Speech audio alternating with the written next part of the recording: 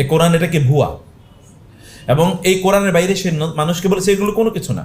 নতুন করে সে মানুষকে দীক্ষা দিয়েছে কোনো নামাজ নাই, কোনো কিছু নাই, নারী এবং পুরুষদের অবাধ বিচরণ এগুলো সে করে করে বেড়াতো, এবং বিভিন্ন ধরনের এত বিকৃত কথাবার্তা বলেছে। সবগুলো জিনিসই তার বিরুদ্ধে ধর্ম অবমাননা এবং ব্লাসফেম যেটাকে বলা হয়, এবং লোক মোরতাদ হয়ে গেছে বহু আগেই।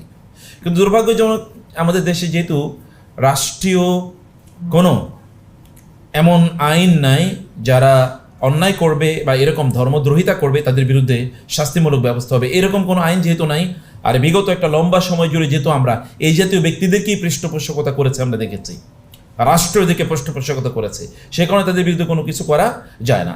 এবং লোক মারা গেছে ওগুলো গত মাসে মোস্ট প্রবাবলি 27 বা 28 তারিখে সে লোক মারা গেছে, বা 25 তারিখ এরকম কোনো একটা সময়ে মারা যাওয়ার পর, সে মারা যাওয়ার আগে লোকজনকে বলে গিয়েছে তার কবরটা যেন মাটি থেকে কমপক্ষে 10-12 ফিট উঁচু করা হয়, তার কবর, তার মাথা যেন দক্ষিণ দিকে দেওয়া হয়, পা যেন উত্তর দিকে দেওয়া হয়, অর্থাৎ কেবলামুখী না, কেবলাকে পাশে পিছন রেখে। কারণ আপনি উত্তর দিকে যদি মাথা দেওয়া হয় তাহলে কী হবে, কেবলা অর্থাৎ ডান দিকে শোয়াবে, তো তখন কেবলার দিকে তার মুখ থাকবে, এর জন্য উল্টা করা হয়। এবং তার কবরের উপরে বাইতুল কাবার মতো যেন একটা কিছু করা হয়, তার পাশে একটা ওই মসজিদে নববীর একটা গম্বুজ, যে সবুজ গম্বুজের মতো, এগুলো করা হবে। এগুলো সব কিছু, এবং তার নামাজের জানাজা কিভাবে হবে এগুলো বলে দিয়েছে, এই স্টাইলে না, এরকম করা হয়েছে, এবং সবগুলো কাজ এভাবে করা হয়েছে।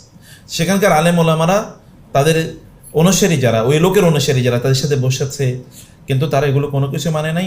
বাইতুল্লাহর মতো ওইরকম একটা ঘর বানাইছে তার কবরের উপর, এবং ওই কবরকে কেন্দ্র করে লোকেরা ওখানে তাওয়াফ করে, এটাই তাদের ধর্ম দিন। এগুলো বারবার প্রশাসনকে জানানো হয়েছে, সেখানকার মানুষদেরকে জানানো হয়েছে, তারা এগুলো ভ্রুক্ষেপই করে না, এবং এতে বহু হাজার হাজার মানুষের দিন থেকে হাজার হাজার মানুষ বিচ্যুত হচ্ছে। কারণ সাধারণ মানুষ তো, তাদের তো দিনই নলেজ একেবারেই নাই, তো ফলে লোকেরা যাদের দিনই জ্ঞান নাই, এরা শর্টকাট রাস্তা খুঁজে জান্নাতে যাওয়ার, মনে করছে এই লোকের কাছে গেলে তো সে যেহেতু মাহাদি, অতএব জান্নাতুল ফেরদৌস আমাদেরকে নিয়ে যাবে।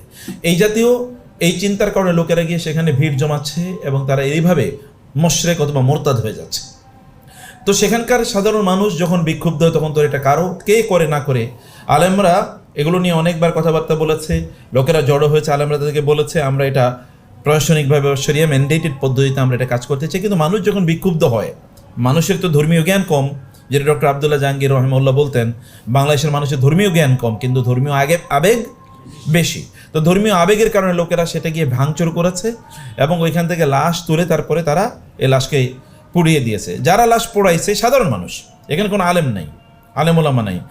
তো সাধারণ মানুষ এটা করার পর তাদেরকে অন্যরা বলেছে তোমরা এটা কেন করেছো, বলেছে এটা যদি লাশ যদি রেখে দেই, তাহলে এই লাশকে নিয়ে আরেক জায়গায় লোকেরা মাজার বানাইবো, কবর বানাবে, এবং এখানে আবার এরকম গম্বুজ বানাবে, এবং এরকম বাইতুল্লাহ বানাবে। আপনি চিন্তা করে দেখেন, এখানে বাইতুল্লাহর আদলে ঘর বানায়া এটার চারিদিকে তাওয়াফ করতেছে, এটা কত বড় ধৃষ্টতা হতে পারে। এটা পৃথিবীর যেই কোনো রাষ্ট্রে হলে এই জাতীয় ব্যক্তিদের তাদের ফাঁসি হয়ে যেত, রাষ্ট্রদ্রোহিতার মানে ধর্মদ্রোহিতার কারণে, ধর্ম অবমাননা বা ব্লাসফেমের কারণে। তো এইরকম একটা পরিস্থিতি এখানে হয়েছে।